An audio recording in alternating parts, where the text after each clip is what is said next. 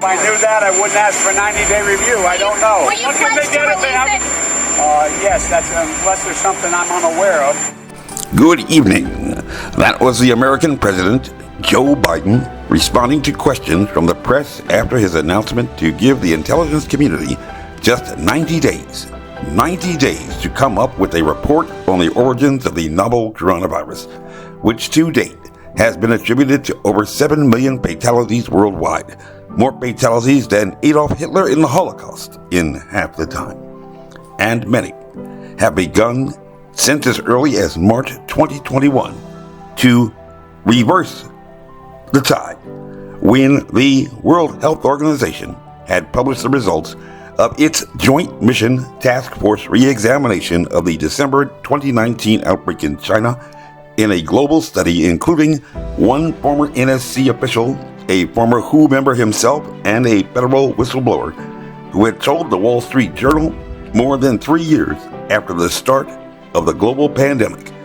There has yet to be a comprehensive forensic investigation into its origins, a situation that he had been described as totally unacceptable. Find evidence of large outbreaks that could be related to cases of COVID-19 prior to December 19 in Wuhan or elsewhere. The findings suggest that the laboratory incident hypothesis is extremely unlikely. Even today, when, according to one account, in America, on a per capita basis, we've done worse than virtually all other countries, such that there's no reason that a rich country like ours has to have 1.1 million deaths, indicative that something clearly went wrong. Questions are still raised regarding just the timing, the simple timing of the president's abrupt decision to reverse himself from just 24 hours before. And there is more on that report. This is incredibly important. That could bring us closer to a definitive conclusion. What we can't do, and what I would caution anyone doing, is leaping ahead of an actual international process. We don't have enough data and information to jump to a conclusion.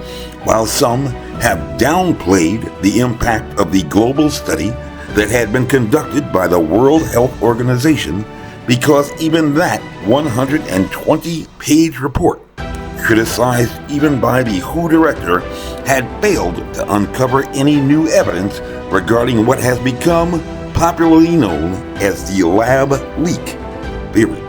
The lab leak theory. And there is more on that report. It is certainly possible that other options might have occurred, including a possible lab leak. We just don't have evidence to be able to say what that likelihood is. Sources familiar with the report have countered that investigation had only dedicated less than 2 pages. 2 pages in a 120-page report to the topic of the laboratory leak, and had explicitly only relied upon one authority, Dr. Christian G. Anderson, the author of the most cited study on the proximal origins of the virus. Intriguingly, Dr. Anderson, although now the director of his own research laboratory at... And there is more on that report. As I've said, I still believe that the most likely scenario is that this was a natural occurrence, but no one knows that 100% for sure. And since no one absolutely knows that, I believe we do need the kind of investigation where there's open transparency.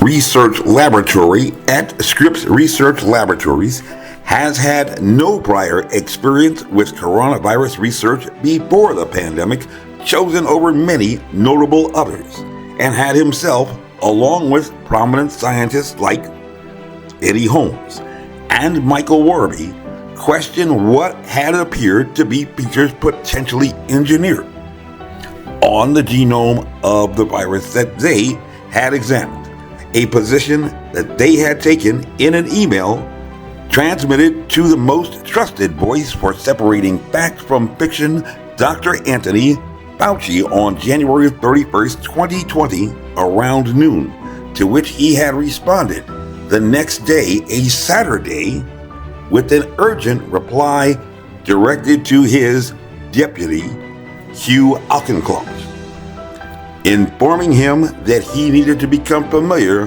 with a report on research that had been conducted at the University of North Carolina, Chapel Hill, an experiment during which, for the first time in America, a virus, not just a virus, but a recombinant coronavirus, had been successfully cultivated and isolated not only in vivo, but also in vitro.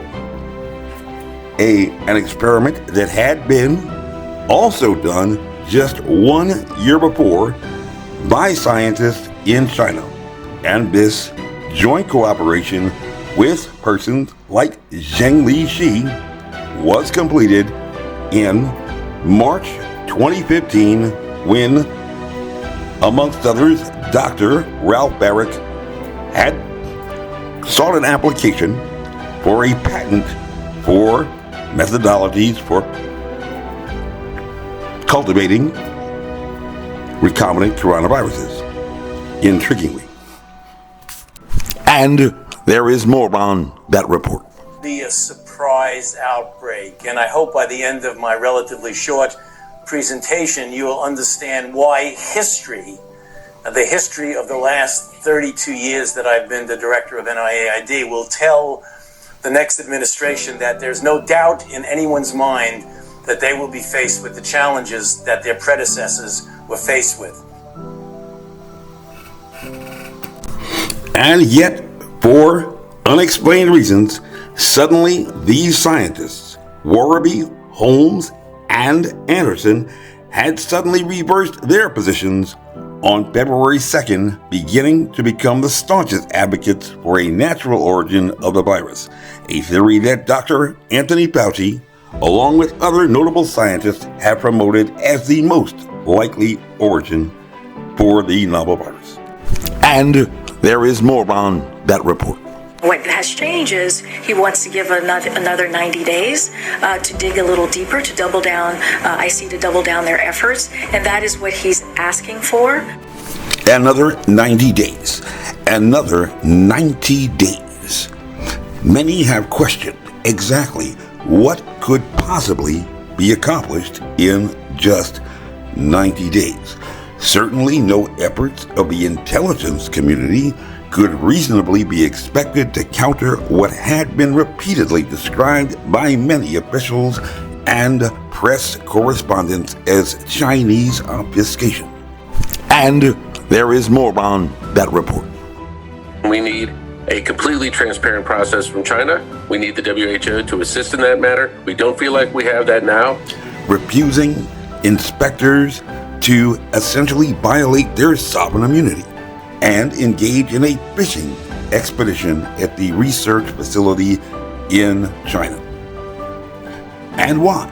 After expressing such great confidence in the leadership of the World Health Organization, just 24 hours before had the president issued this statement regarding a decision to task the intelligence community with redoubling their efforts to determine the origins of the novel virus. What was it about that moment on May 26, 2021? And there is more on that report.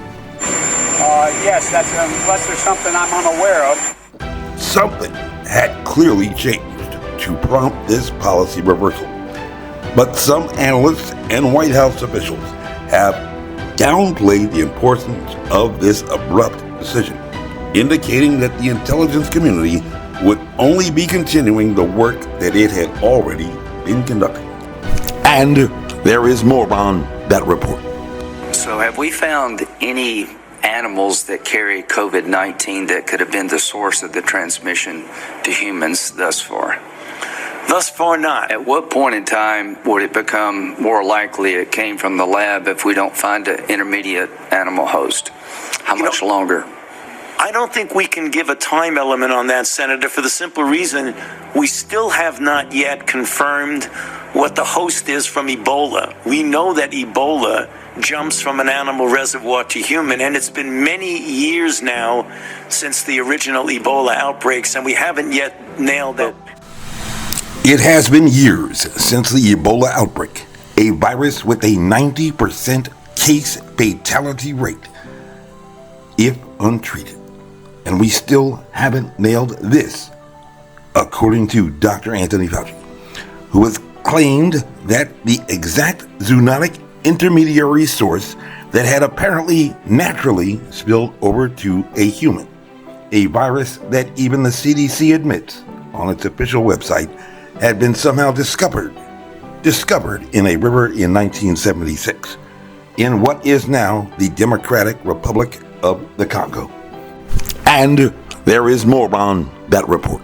And if there's one message that I want to leave with you today based on my experience, and you'll see that in a moment, is that there is no question that there will be a challenge, the coming administration, in the arena of infectious diseases, both chronic infectious diseases in the sense of already ongoing disease, and we have certainly a large burden of that, but also there will be a surprise outbreak. There will be a surprise outbreak. There will be a surprise outbreak. And public health officials claim that these viruses, like the Ebola virus, the Sudan virus, the Bundibugyo virus, and even the far more rare Thai forest virus, have emerged periodically, primarily in Africa, from the unknown animal, still unknown, that carries them and infected people in several African countries. And there is more on that report. Also, there will be a surprise outbreak. There will be a surprise outbreak. There will be a surprise outbreak. Nations known for political unrest. And yet, during the Ebola outbreak of 2014,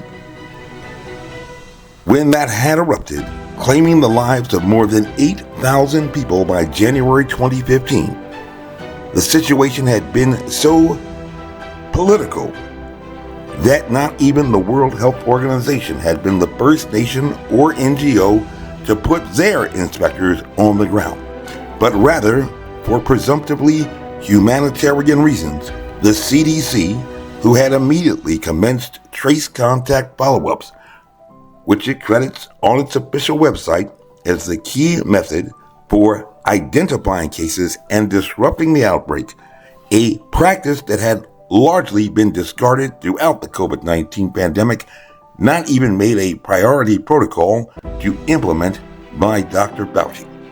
And there is more on that report. Also, there will be a surprise outbreak. There will be a surprise outbreak. There will be a surprise outbreak. And more on this report after this station break. This message was approved by Major Mike Webb. Honest.